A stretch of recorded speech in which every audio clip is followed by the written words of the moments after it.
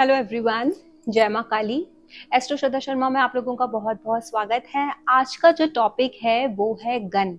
हमारी लाइफ में ये जो आप लोगों ने बहुत सुना होगा, मनुष्य गण में पैदा हुआ, देवगण में पैदा हुआ, राक्षस गण में पैदा हुआ, इस सब का मतलब क्या है और इन गणों में पैदा होने वाले लोगों का स्वभाव कैसा होता है। शादी के टाइम पर आप देखोगे बहुत इम्पोर्टेंट है ये गण मिलाए जाते हैं। लड़की राक्षस गण की है, भाई हम शादी कैसे कर लें, लड़का राक्षस गण का है, हम शादी कैसे कर लें, डोमिनेट करेगा या लड़की डोमिनेट करेगी। तो आज वो सारे मिथ्स हम बस्ट करेंगे इस वीडियो में। अब यहाँ देखिए, सबसे इम्पॉर्टेंट ये है कि पहले आपको ये पता होना चाहिए कि आपका गन कौन सा है। आप ये चीज़ जानोगे कैसे कि आपका गन कौन सा है? बहुत सिंपल तरीका है, जिसको नहीं पता है वो लोग देख सकते हैं। आपका चंद्रमा जिस नक्षत्र में है, मतलब आपका जिस नक्षत्र में जन्म हुआ है, उस नक्षत्र के बेसिस पर आपको पता चलेगा कि आप देवगढ़ के हो, आप मनुष्यगढ़ के हो या फिर आप राक्षसगढ़ के हो। स्क्रीन पर मैं एक लिस्ट लगा रही हूँ, इस लिस्ट के हिसाब से आप लोग देख सकते हो। अगर इन नक्षत्रों में आपका जन्म हुआ है तो आप देवगढ़ के हो, दूसरी कैटेगरी में जन्म हुआ है तो आप मनुष्यगढ़ के हो, थर्ड कैटेगरी के नक्षत्रों में आपका जन्म हुआ है तो आप राक्षसगढ़ के व्यक्ति हो। अब हम सबसे पहले बात करेंगे ये देवगढ़, मनुष्यगढ़ और राक्षसगढ़ में क्या ऐसा होता है कि कोई बहुत अच्छा है क्योंकि वो देवगढ़ है, नाम बहुत अच्छा है, देव बहुत फैसिनेटिंग है, इंसान देवता जैसा होगा, सीधा साधा होगा? बिल्कुल ऐसा नहीं होता। या फिर जो राक्षसगढ़ का है वो बहुत दुष्ट टाइप का इंसान होगा, हमको परेशान करेगा? वो भी नहीं होता। मनुष्यगढ़ सबको पता है, ठीक है, मनुष्य कैटेगरी है, मिडिल जो कैटेगरी में आते हैं देवता और राक्षसों के में, वो मनुष्य हैं, तो ठीक है मनुष्य जैसा बिहेवियर होगा। ऐसा भी नहीं होता है। यहाँ सिस्टम एक है समझने के लिए। देखिए क्यों आपको ऐसा मिला कि एक पर्टिकुलर नक्षत्र के सेट में अगर आपका जन्म हुआ तो आपके अंदर देवताओं वाली क्वालिटी आई, एक सेट में जन्म हुआ नक्षत्रों के तो उसमें आपको मनुष्यों वाली क्वालिटीज आई, और एक पर्टिकुलर सेट में जन्म हुआ तो आपका जो आपके अंदर आपका स्वभाव हुआ वो राक्षसों जैसा आपको ऐसा लगेगा है, राक्षसगढ़ की कैटेगरी में आया। तो क्यों वो स्वभाव आया, क्यों वो तमस आपके अंदर आया? क्योंकि वो नक्षत्रों की एनर्जी है। यहाँ कोई भी गढ़ ना तो अच्छा होता है और ना ही खराब होता है।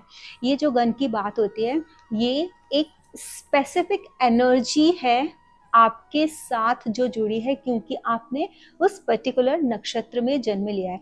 जब भी हम कुंडली बैलेंसिंग की बात करते हैं, प्लैनेट्स को बैलेंस करने की बात करते हैं, जहाँ रेमेडीज का पार्ट आता है, उसमें क्या करते हैं, नक्षत्र लेवल पर जाते हैं, रूट लेवल पर हम जाकर के चेक करते हैं कि व्हाट इज योर नक्षत्र। नक्षत्र के बेसिस पर आपको वो बैलेंसिंग लानी होती है। तो यहाँ भी हम वही काम करेंगे, हम किस तरीके से बैलेंस लेके आएंगे, समझेंगे कि किस तरीके से ये नक्षत्र पर्टिकुलर जो एनर्जी हमको दे रहे हैं in the form of gun, Devgan, मनुष्यगण और राक्षसगण, तो क्या वो एनर्जी और हम इसको बैलेंस कैसे करेंगे।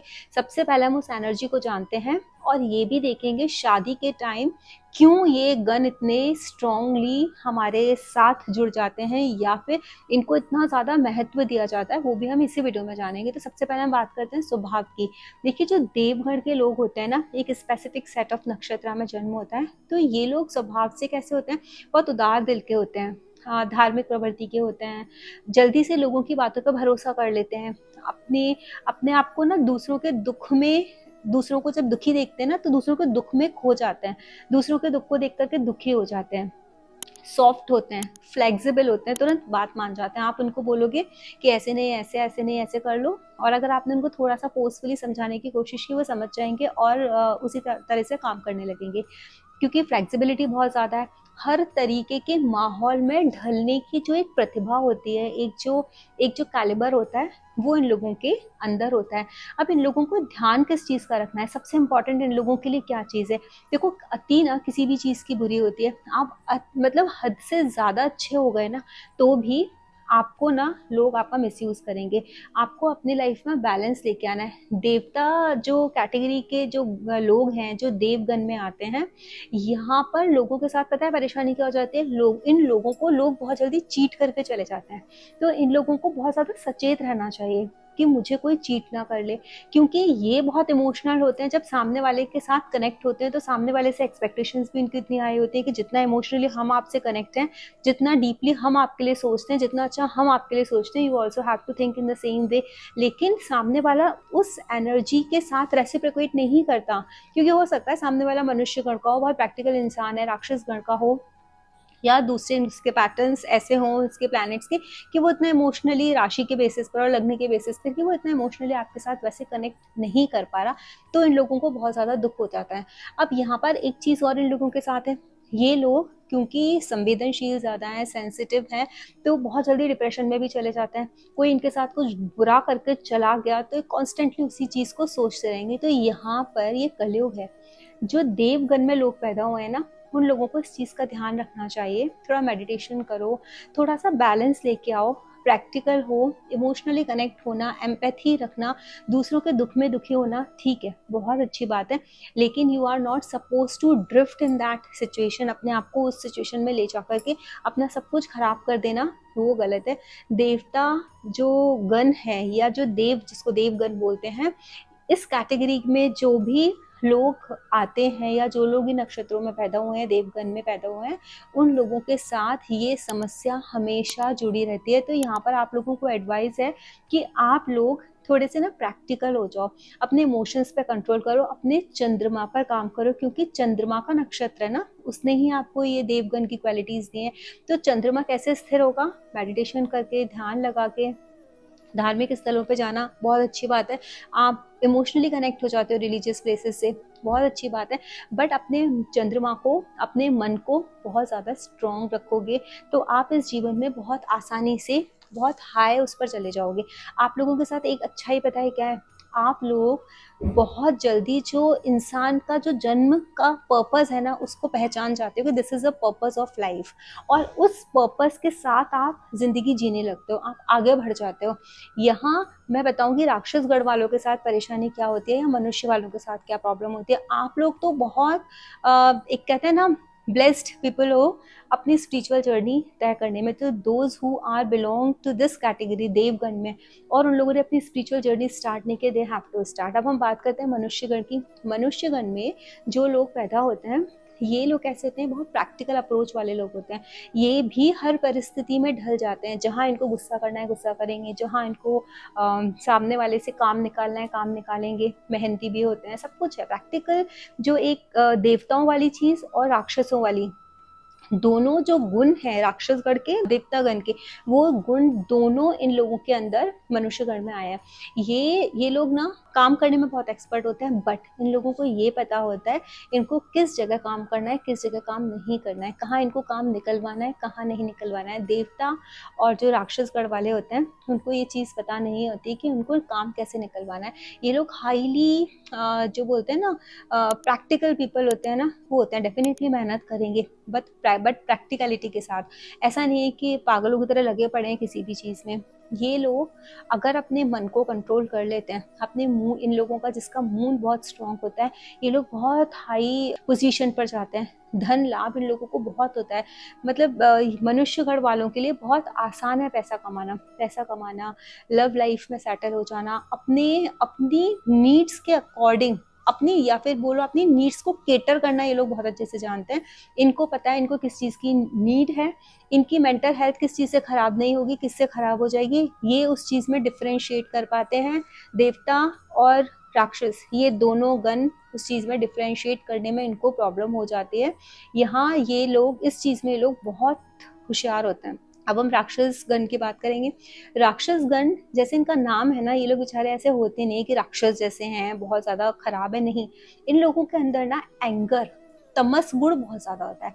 बहुत जल्दी रिएक्ट कर जाते हैं, बहुत ज़्यादा काम करने के लिए रेडी रहते हैं, एक्शन बहुत फटाफट ले लेते हैं। इन लोगों का जो सिक्स सेंस होता है ना, वो बहुत स्ट्रांग होता है। ये फटाक से किसी भी चीज़ को ना पकड़ पाते हैं, भाँप जाते हैं परिस्थिति को कि इनके साथ अभी क्या होने वाला है, सही होने वाला है, गलत होने वाला है। तो ये लोग कहते हैं ना, ये लोग एक चालाक लोगों की, जो क्लेवर लोग होते हैं ना, उनकी कैटेगरी में चले जाते हैं। तो लोग इनको सोचते हैं कि यार ये तो बड़ा अपॉर्चुनिस्ट है, मौका परस्त है, चालाक है, इसको तो ये तो पहले से ही जानता था, ये करता था। लेकिन उसमें उनका कोई फॉल्ट नहीं है, उनका स्वभाव ही वैसा है क्योंकि वो उस सेट ऑफ नक्षत्र में पैदा हुए हैं। That's the reason they get this ability. उनके अंदर ये एक खासियत आई है, ईश्वर ने उनको प्रदान की है। राक्षस गढ़ वाले लोगों के साथ एक चीज होती है, ये लोग ना सबसे पहले अपना सोचेंगे, सामने वाले का बाद में सोचेंगे। ठीक है, पैसा कमाने में भी ये लोग आगे होते हैं, सब कुछ होता है। लेकिन मनुष्यगण और राक्षसगढ़ में एक चीज होती है, मनुष्यगढ़ वाले अपना भी फायदा देखेंगे और सामने वाले का भी देखेंगे। देवगण वाले क्या करेंगे, अपना फायदा हो ना हो, सामने वाले का हो जाए, अपना देखा जाएगा। जो राक्षस गढ़ वाले होते हैं ना, वो सबसे पहले ये देखते हैं कि इसमें मेरा फायदा कितना है। अगर मेरा फायदा है तो मैं करूंगा, अगर मेरा फायदा नहीं है तो मैं नहीं करूंगा। सामने वाले का फायदा है, मैं क्या करूँ उसमें, मेरा फायदा तो नहीं है ना। पहले वो अपना फायदा देखते हैं, ये राक्षस गढ़ वालों की खासियत होती है।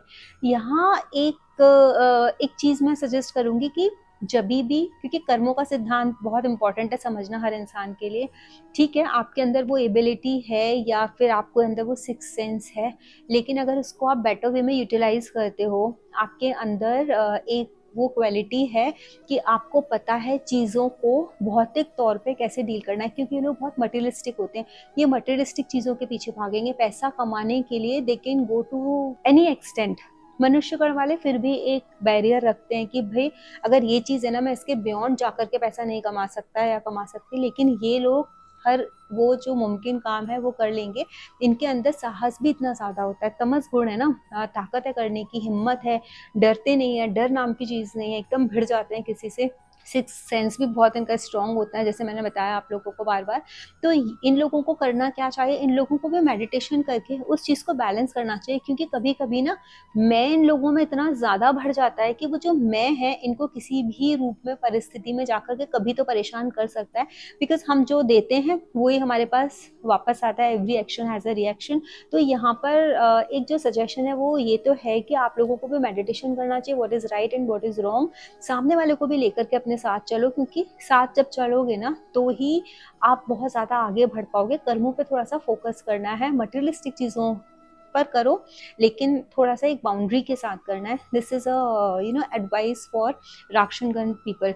अब यहाँ पर हम शादी की बात करते हैं कि why this gan plays a very important role in marriage. अब देखो, जब भी हम शादी करते हैं ना, देवगण और राक्षसगण की अगर हम शादी करते हैं, कंपैटिबल नहीं होते, क्योंकि दोनों का स्वभाव अलग है, दोनों के सोचने का नजरिया अलग है।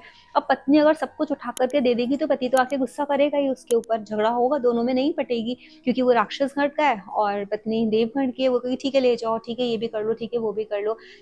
उल्टा भी हो सकता है, पति अगर देवगण का है और पत्नी राक्षस गढ़ की है तो पति ठीक है इसको भी दे दो, उसको भी दे दो, फैमिली के लिए भी कर दो, सबके लिए कर दो। लेकिन फिर पत्नी को प्रॉब्लम आएगी कि क्यों कर रहे हो, क्यों ऐसा करा, कि ये क्यों दिया। तो यहाँ पर ना इन लोगों की जो एनर्जीज है ना वो मैच नहीं करती है। यहाँ पे 6 नंबर दिए जाते हैं अष्टकूट में, गण गण मिलान के।